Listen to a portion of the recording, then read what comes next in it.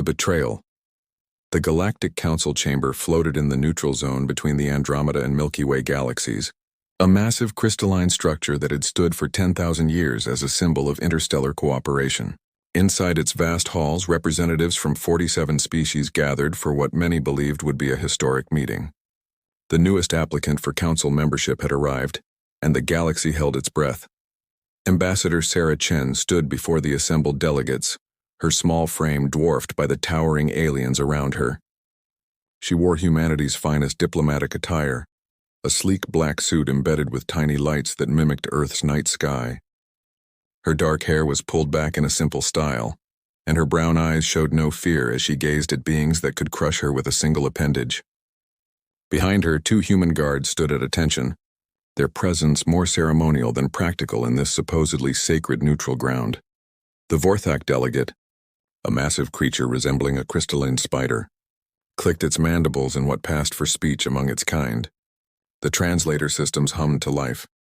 The Council recognizes Ambassador Chen of Earth, representative of the human species, population 8 billion, confined to a single star system. The dismissive tone wasn't lost in translation. Sarah stepped forward, her voice clear and strong. Honored delegates, humanity comes before you not as conquerors or beggars, but as equals seeking our place among the stars.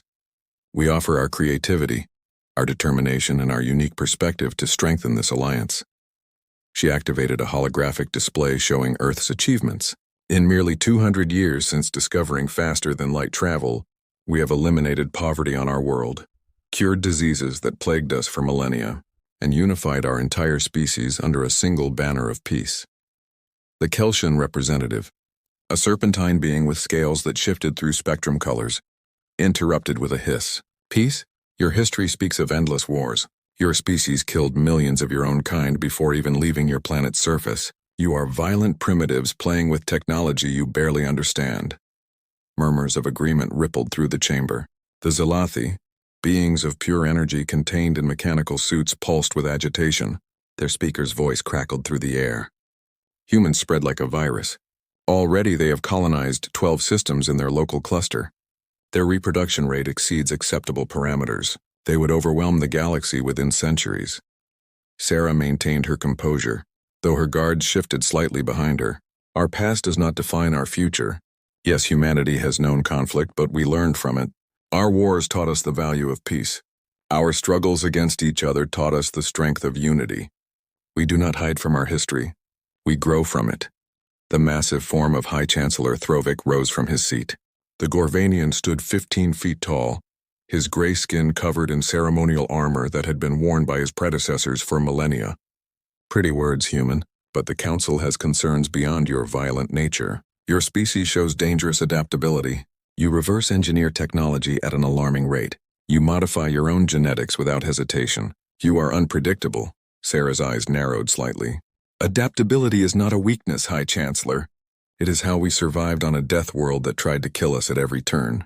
Earth has hurricanes that can level cities, earthquakes that reshape continents, and predators that hunted us for millennia. We didn't become the dominant species by being predictable. We did it by being unstoppable. The tension in the chamber grew thick. Several delegates exchanged worried glances through various optical organs. The humans' words, meant to explain, had instead confirmed their fears. The Makari delegate, a delicate creature of living crystal, chimed softly. Perhaps the humans need more time to develop. A few more centuries of observation before we consider membership. Observation? Sarah's voice carried an edge now. You mean surveillance. You mean keeping us caged in our corner of the galaxy while you decide if we're worthy. How many species here were given that same treatment? How many were told they were too dangerous, too different, too unpredictable? She looked around the chamber, meeting the gaze of each delegate. Or is it just us? Is it just humanity that frightens you so much? The Vorthak delegate's crystalline form began to glow red, a sign of extreme agitation. You dare question the Council's wisdom? You dare imply prejudice? Your arrogance proves our concerns are justified. High Chancellor Throvik raised a massive hand for silence. The human speaks of fear, but perhaps she should examine her own position. You are one species among many. You have no fleet to match our combined forces. You have no allies among the stars. You stand alone, small and fragile, demanding recognition from those who could end your existence with a thought. Sarah straightened her shoulders. We stand alone because you have kept us alone. We remain small because you have contained us. But do not mistake isolation for weakness, High Chancellor. Humanity has faced extinction more times than any of you can imagine, and we're still here. We're still growing. Still advancing, with or without your approval. The chamber erupted in angry voices, clicks, hisses, and various other sounds of outrage. The human had crossed a line, implied a threat where there should have been submission. In the chaos, few noticed the Xerian delegates' subtle movement. The Xerians were recent additions to the Council, having joined only 3 centuries ago after proving their commitment to order and stability. Their representative, a sleek metallic being with no visible features save for glowing blue sensors, glided silently behind the human delegation. Sarah was turning to address another accusation when the energy blade emerged from her chest. The weapon, invisible until it tasted blood, flickered with a sickly green light. Her eyes widened in shock, then understanding. This hadn't been a negotiation. It had been a trial, and the verdict had been decided before she ever entered the chamber. The human guards reacted instantly, but they were too late. Security fields activated around them, freezing them in place as Sarah collapsed to the polished floor. Her blood spread across the ancient stones, the first human blood ever spilled in the council chambers. With her last breath, she activated the quantum communicator hidden in her neural implant, sending everything she had seen and heard directly to Earth. High Chancellor Throvik stood over her dying form, his expression unreadable. Let this be a lesson to the humans. The galaxy has no place for chaos. Order must be maintained. He turned to the assembled delegates. The human colonies will be given 1 rotation to surrender unconditionally. Their technology will be confiscated. Their expansion ended. They will return to their home system and remain there, under council supervision, until they learn proper submission. The Xerian delegate withdrew the energy blade, the weapon disappearing as quickly as it had appeared. The action is recorded. The human threat has been contained, but they had made a terrible mistake. The quantum communicator in Sarah's implant hadn't just sent a message. It had transmitted her dying thoughts, her final emotions. The betrayal and murder broadcast directly into the minds of Earth's leadership. 8 billion humans felt their ambassador's death as if it were their own. Children woke screaming from nightmares. Adults stopped in the streets, tears streaming down their faces. The entire human race experienced the Council's treachery in visceral, undeniable detail.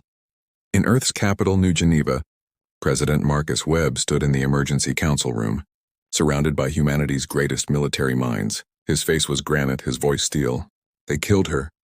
They invited us to talk peace and murdered our ambassador in cold blood. He turned to General Lisa Park, head of Earth's combined forces. How long until the fleet is ready? General Park's expression was grim. The hidden reserves can be activated within 6 hours. The automated shipyards have been producing in secret for 50 years, just as the contingency plan specified. We have 8,000 vessels ready for deployment. 8,000? The President's advisor, Dr. James Liu, looked stunned. The Council thinks we have maybe 300 ships total. They see what we wanted them to see, Park replied. Every colony ship that left Earth carried hidden weapons. Every mining vessel is a potential battleship. Every scientific research station is a military outpost. We learned long ago that the galaxy was hostile. Sarah's mission was our last attempt at peace. President Webb walked to the window, looking up at the stars that had once promised such wonder. Now they held only enemies. Send the message to all human colonies, all ships, all stations. Code Black is now in effect. The Galactic Council has declared war on humanity by murdering our peaceful envoy. He turned back to face his council. They think we're primitives. They think we're weak. They're about to learn why humanity survived everything Earth threw at us. Across human space, the message spread faster than light itself. Colony worlds that had appeared agricultural began unveiling massive defense platforms. Mining ships jettisoned their cargo holds, revealing weapon systems that violated 3 separate council treaties. Scientists became soldiers. Teachers became tacticians. The entire human race, 8 billion souls spread across 12 systems, united in a single purpose. The Council had awakened something they didn't understand. They had united humanity not in submission, but in rage. They had killed Sarah Chen, thinking she was just one human, expendable and forgettable. They didn't understand that to humanity she was all of them and they were all her. The Council had spilled human blood in their sacred chambers. Now humanity would show them why that was the last mistake they would ever make. The reckoning 6 hours after Sarah Chen's murder, the Galactic Council received Earth's response. It wasn't a message of surrender or a plea for mercy. It was a single word, broadcast on all Council frequencies. No. High Chancellor Throvik stood in the Council's war room, surrounded by tactical displays showing the positions of their fleet. 10,000 ships from 47 species, the greatest armada ever assembled. Against them, intelligence reported the humans had perhaps 300 vessels, mostly converted civilian ships. It would be a massacre. The humans refused to surrender. He announced to the assembled military commanders, "Begin the operation. Target their colonies first. Leave Earth itself for last. Let them watch their empire crumble." The Vorthak fleet commander, Admiral Krex, clicked his approval. "My ships are already in position near the human colony of New Singapore. We'll make an example of them." But as the Vorthak fleet dropped out of hyperspace near New Singapore, they found something unexpected. The agricultural world, which their intelligence said had no defenses, bristled with weapons. Massive railgun platforms hidden beneath the surface emerged like metallic mountains. The 3 orbital stations, supposedly civilian trade posts, transformed before their eyes, hull plates sliding away to reveal arsenal ships packed with missile tubes. Admiral Krex had just enough time to register his shock before the humans opened fire. Not with energy weapons or plasma beams, but with simple kinetic weapons accelerated to 90% the speed of light. The Vorthak's shields, designed to disperse energy, offered no protection against solid projectiles moving at relativistic speeds. The first volley tore through 17 ships before they could react. "Impossible!" Krex screamed as his flagship shuddered under impact. "They're using primitive projectile weapons. How are they penetrating our shields?" His science officer's response came through clicking mandibles tight with fear. "The projectiles are moving too fast, Admiral. Our shields can't calculate intercept patterns. They're literally punching through before the system can react." The human response continued with mechanical precision. Every 3 seconds, another volley of tungsten rods launched from the planet's surface. The orbital platforms added their own contribution, launching swarms of nuclear missiles that divided into hundreds of smaller warheads. The Vorthak fleet, so confident moments before, found themselves in a killing field. Back on Earth, General Park watched the battle through quantum-linked sensors. Phase 1 successful. The Vorthak fleet is down to 40% strength and falling. She turned to President Webb. "Should we accept their surrender?" "Did they accept Sarah's?" Webb's voice was ice. "Continue the operation." Across the galaxy, similar scenes played out. The Kelsian fleet attacking the colony of New Haven found the humans had seeded their system with millions of smart mines, each no bigger than a baseball, invisible to sensors until they attached to hull plating and detonated. The supposedly defenseless research station at Wolf 359 revealed itself as a fortress, its entire asteroid home hollowed out and filled with weapons. But the true shock came when humanity's hidden fleet revealed itself. From the dark spaces between stars, from inside nebulas where sensors couldn't penetrate, from the gravity wells of black holes where no sane species would hide, human ships emerged. Not 300, not 3,000, 8,000 vessels, each one a testimony to human paranoia and preparation. The designs were unlike anything the Council had seen. Where alien ships were elegant and specialized, human vessels were brutal and efficient. They looked like they had been hewn from solid metal. All angles and armor, no wasted space on aesthetic considerations. Every surface bristled with weapons. Every ship designed not just to fight, but to survive anything the galaxy could throw at it. Commander Zhang Wei stood on the bridge of the battleship Vengeance, looking at the Zalathi fleet arrayed before them. The energy beings had been so confident in their superiority, their ability to manipulate electromagnetic fields, making them nearly invulnerable to conventional weapons. Zhang smiled grimly. "Deploy the null field generators." Humanity had spent 50 years studying their potential enemies, finding weaknesses, developing counters. The null field generators were specifically designed for the Zalathi, creating zones of absolute electromagnetic silence. To energy beings, it was like suddenly being unable to breathe. The Zalathi fleet, moments before crackling with power, suddenly went dark. Their mechanical suits, the only things allowing them to maintain cohesion, shut down one by one. "Sir," Zhang's weapons officer reported. The Zalathi are requesting immediate ceasefire. They're dying. They should have thought of that before they voted to kill our ambassador, Zhang replied. Continue the attack. The Makari, those delicate beings of living crystal, found their harmonious frequencies disrupted by human sonic weapons that shattered them from the inside out. The Xerians, with their advanced stealth technology, discovered that humans had developed quantum sensors that could detect them by the gravitational distortions they created. Every species that had sat in judgment of humanity found that humans had studied them, learned their weaknesses, and prepared their destruction. In the council chambers, High Chancellor Throvik received report after report of disaster. The humans weren't just winning. They were systematically dismantling the combined forces of 47 species. But worse than the military defeats were the tactics they employed. The humans showed creativity and destruction that horrified the council. They turned asteroids into kinetic weapons. They used their own ships as guided missiles when overwhelmed. They fought with a savage determination that no amount of superior numbers could overcome. High Chancellor, his advisor whispered. The human fleet is heading here. They'll arrive within the hour. Throvik's gray skin had gone pale. How many ships? All of them, sir. The entire human fleet is converging on the council chambers. The mighty leader who had stood over Sarah Chen's dying body now felt the cold touch of fear. Send a message to Earth. Tell them we're willing to discuss terms. The response came immediately, not from Earth, but from the approaching fleet. Admiral Jennifer Crawford, Supreme Commander of Humanity's Forces, appeared on the display. Her face was calm, but her eyes burned with controlled fury. Terms? She said. You murdered our ambassador in cold blood. You threatened to cage us in our home system. You called us primitives and viruses. And now when you're losing, you want to discuss terms? This war benefits no one, Throvik pleaded. Billions have died already. Surely we can find a peaceful solution. Admiral Crawford leaned forward. You had your chance for peace. Sarah Chen came to you with open hands and hope in her heart. You put a blade through her chest. Now you'll learn what happens when you wake the sleeping giant. The human fleet dropped out of hyperspace around the council chambers like a steel storm. 8,000 ships, each one bearing the names of humans killed throughout history, each one carrying weapons that represented humanity's genius for destruction. They formed a perfect sphere around the ancient structure, weapons locked and loaded, but they didn't fire. Not yet. Instead, a single shuttle launched from the flagship. It carried no diplomats this time, no peaceful envoy seeking understanding.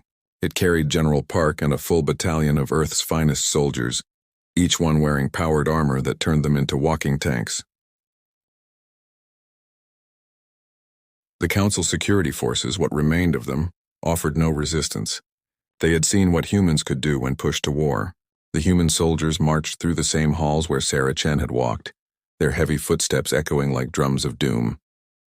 They entered the council chamber, where the representatives of 47 species waited in terror. General Park removed her helmet, revealing a face carved from determination. By order of United Earth, this council is dissolved. Your fleets are defeated. Your worlds are defenseless. You have two choices: unconditional surrender or complete annihilation. You can't do this, the Vorthak delegate clicked desperately. The council has maintained peace for 10,000 years. Your peace was built on oppression, Park replied. You kept younger species down. You decided who could advance and who couldn't. You played God with entire civilizations. That ends now. High Chancellor Throvik stood trying to maintain some dignity. And what would humans do? Rule over us as we ruled over you? Park smiled, but there was no warmth in it. No, we'll do something far worse. We'll make you equal. Every species will have a voice. Every world will have representation. No more council deciding the fate of others. Instead, a true galactic democracy where even the smallest voice matters. That's chaos, the Kelshan representative hissed. Without strong leadership, the galaxy will fall into disorder. Then it falls, Park said simply. And from the ashes, something better rises. That's the human way. We don't fear chaos because we were born from it. We don't fear change because it made us strong. You tried to stop human expansion because you feared what we would become. You were right to fear us, but for the wrong reasons. She gestured to the chamber around them, its ancient stones still stained with Sarah Chen's blood. We don't want to conquer the galaxy. We want to free it. Every species you've held back, every civilization you've suppressed, every voice you've silenced. They'll all be heard now. The council members looked at each other, seeing their 10,000-year reign ending not in glorious battle, but in forced evolution. The humans weren't destroying them. They were doing something far more terrifying. They were changing them. President Webb's image appeared on the chamber's main display, broadcast from Earth. The old order dies today, not because humanity is strong, but because freedom is stronger than fear. You killed Sarah Chen, thinking she was our weakness. She was our strength. Her dream of unity among the stars doesn't die with her. It begins with her. The human fleet held position for 3 days as new agreements were drawn up, not treaties of surrender but constitutions of cooperation. Every species would have equal representation. No single race could dictate to others. Technology would be shared freely. Borders would be open. It was everything the Council had feared and fought against for millennia. Some species resisted at first, but the human fleet's presence was a powerful motivator. More importantly, the smaller species, those who had been under the Council's thumb for generations, eagerly embraced the new order. They had seen humanity stand against impossible odds and win. They had seen what determination and unity could accomplish. Within a year, the Galactic Alliance was formed, with its capital not in the ancient council chambers, but on a new station built jointly by all member species. At its heart stood a monument to Sarah Chen, the woman whose death had changed the galaxy. The inscription, written in all known languages, read simply, "She came in peace. She died for freedom. She lives in the stars we share." High Chancellor Throvik, now simply Citizen Throvik, stood before the monument on its dedication day. The human president stood beside him, no longer enemies but not yet friends. "Do you regret it?" Webb asked quietly. Throvik's massive form was still for a long moment. "I regret the murder. I regret the fear that drove us to it. But perhaps this change was necessary. Perhaps the galaxy needed to be shaken from its complacency." Webb nodded. "Sarah would have forgiven you. She believed in redemption, in second chances. That's why we're not ruling over you. We're standing beside you." "You could have destroyed us all," Throvik said. "Why didn't you?" Webb smiled. The first genuine smile Throvik had seen from a human since the war began. "Because Sarah didn't die for revenge. She died believing the galaxy could be better. We're going to prove her right, one world at a time." The galaxy watched as humanity, the species they had tried to contain, became the catalyst for unprecedented change. Not through conquest but through example. They showed that strength didn't require oppression, that unity didn't require uniformity, that peace didn't require submission. The Council had made a fatal mistake in killing a human envoy. They had thought humans were just another primitive species to be controlled. They learned too late that humans were something far more dangerous, dreamers with the will to make their dreams reality. And Sarah Chen's dream of a united, free galaxy would outlive them all.